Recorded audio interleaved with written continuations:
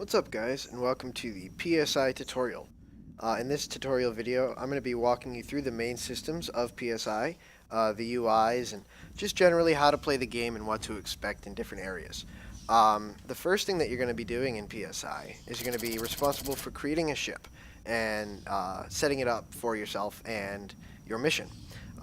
In all of the UIs, if you ever get lost or confused, what you can do is you can select this information button in the corner, and then you can click on anything and you'll get more information about that weapon and what it will do for you. So if you ever are lost, just find an info button, click it, and then click around and you'll get more information. Once you've selected a ship, you click confirm, and then you have to place your ship's systems. Each system can be manned for a small bonus, and each system has its own special function. So it's important to remember when you're placing your systems not to place them too close, because if there's a fire or a flood, they'll all short circuit and you'll be in big trouble.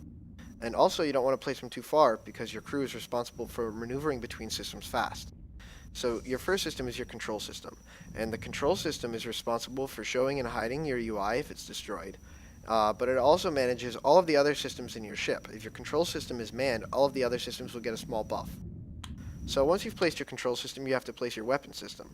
Weapon system can also be manned to give you a small increase in the time that it takes your ship or weapons to charge, and it's your offensive stronghold. If they're destroyed, you cannot use your weapons anymore.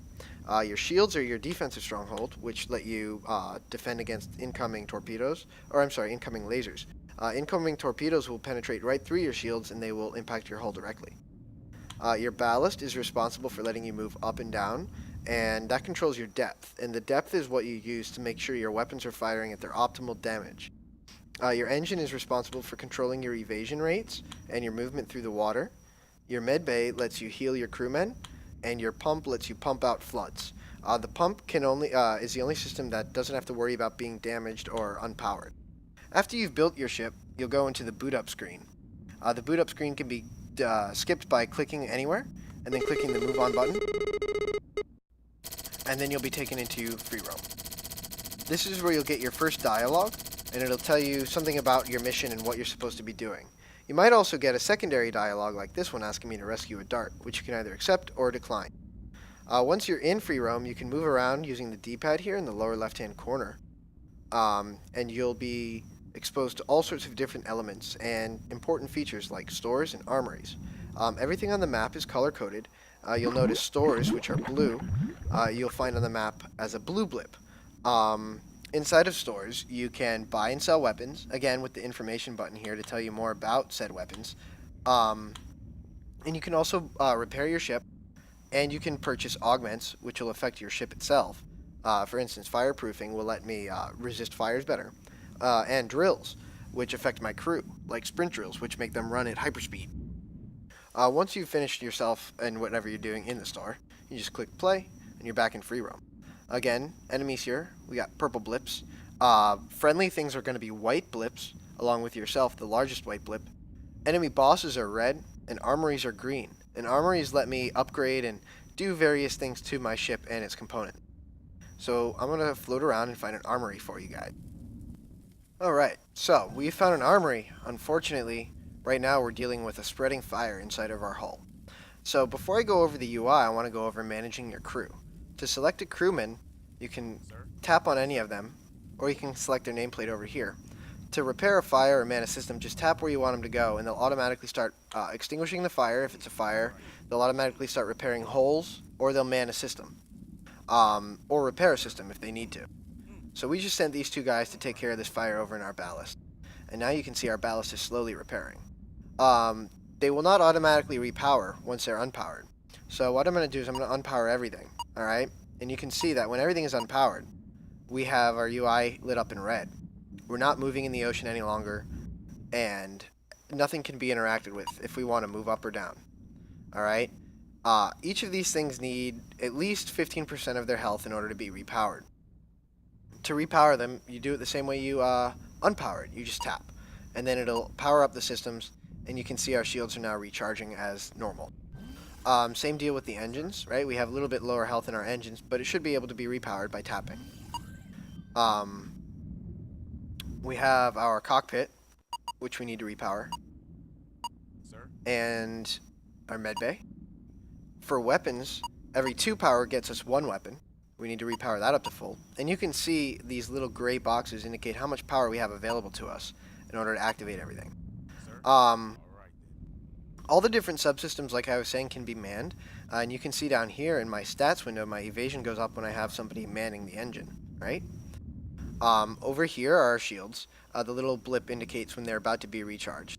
Our depth is indicated here. It tells us our current altitude or our current feet and how quickly we're moving. This tells us our health. And this is our weapon system.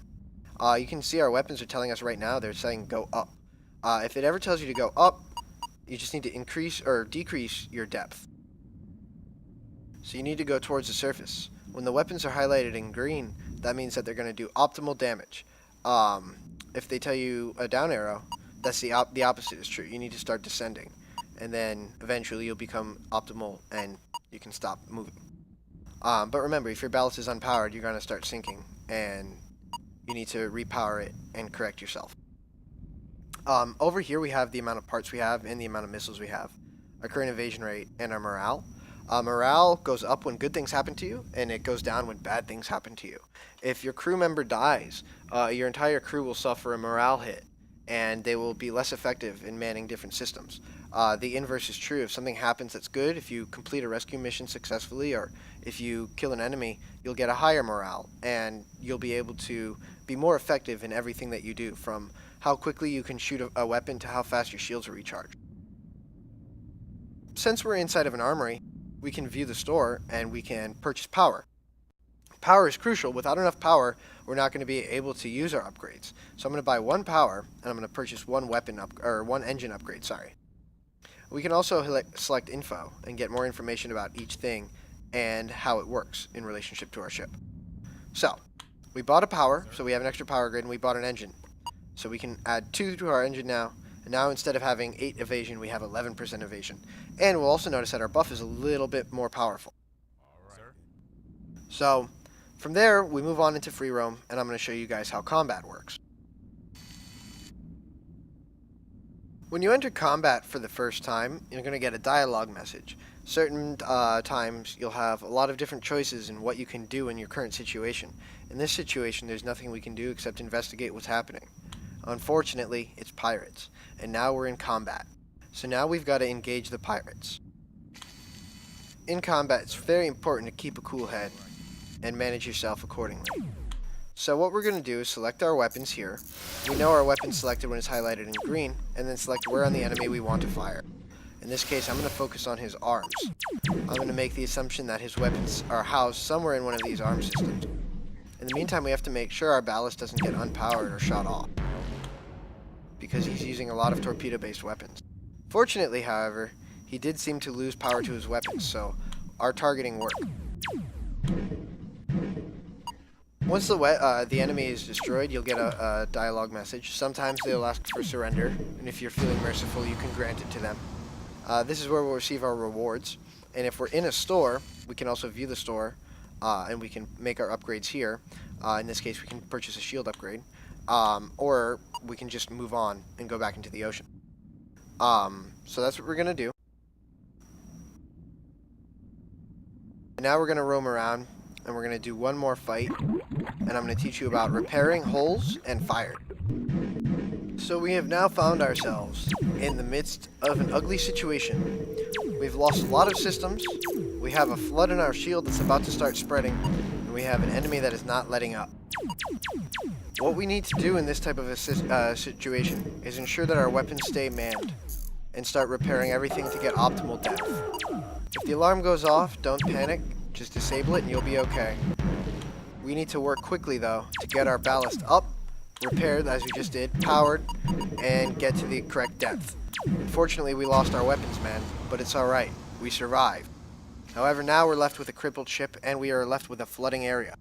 For floods, we need to send somebody to the hole itself. The hole is indicated by the red bar, the exclamation point, the hull breach warning, and the bubbles.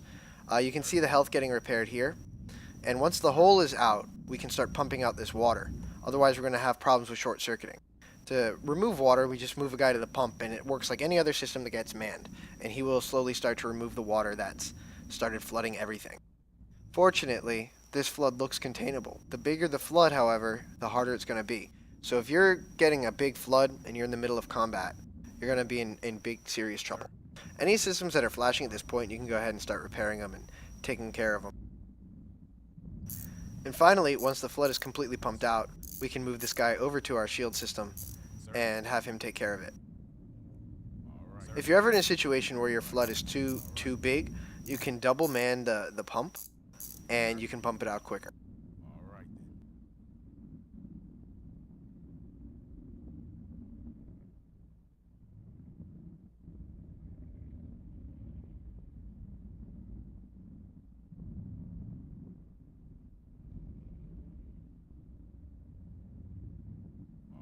And that was a recovery from a serious flood. So hopefully this tutorial video helped you guys and got you on the right track to start your own adventures in PSI. This is my first take on a tutorial video for the game. Again, because we lost power, we have to repower the systems that are now repaired. Otherwise, they will not function. And we have a crippled but able ship. From this point forward, we would probably go and find a store as soon as humanly possible, because it doesn't look like we're going to be able to survive another fight like that. If you have any feedback or criticism or anything like that, don't hesitate to let me know. I can improve this only with your help. So good luck on your adventures, guys, and make sure to stick it to those Carthaginians.